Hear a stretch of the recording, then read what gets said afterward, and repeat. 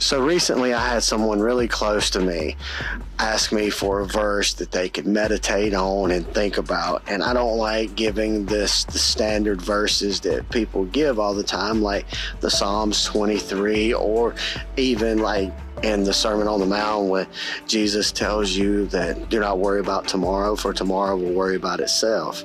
You know, everyone that I know right now is going through it, whether it's financial, people losing businesses, people going through death, sickness. I mean, people are just getting hit every which way. And James starts off with, "My brethren, count it all joy when you fall into various trials, knowing that the testing of your faith produces patience.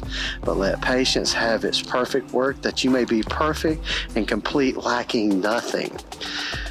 So when I was thinking about this person tells me they identify a lot with Peter, you know, the hothead who cuts the ear of the soldier off who's coming to collect Jesus for the Pharisees so they can put him to death. And then Jesus has to put his ear back on and tell him to put the sword up. This is not the time nor the place for that.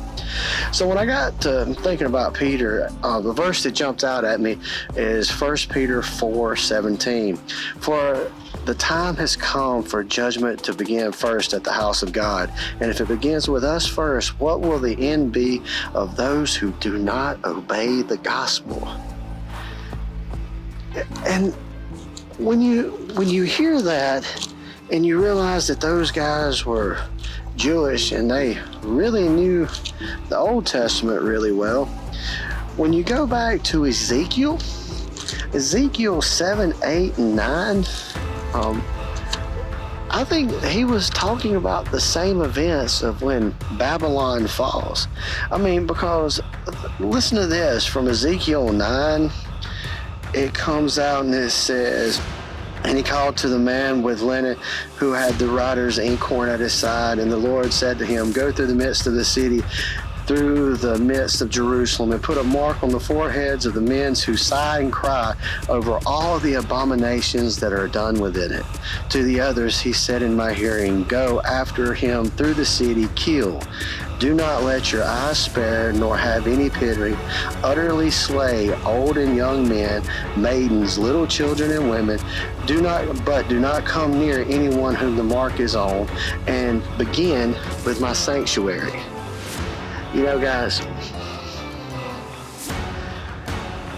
if he's going to clean house first with his own people, you should probably be paying attention to that. Church is more than just brick and mortar and where you go to on Sunday morning. Because if you really want to get technical, Sunday morning ain't the day we're supposed to be doing it. It's Saturday, the Sabbath. We're supposed to be chilling out, hanging out with our Creator. But most of us don't do that. Most of us would rather watch a game with circuses and bread, abominations, and idolatry. Just something to think about.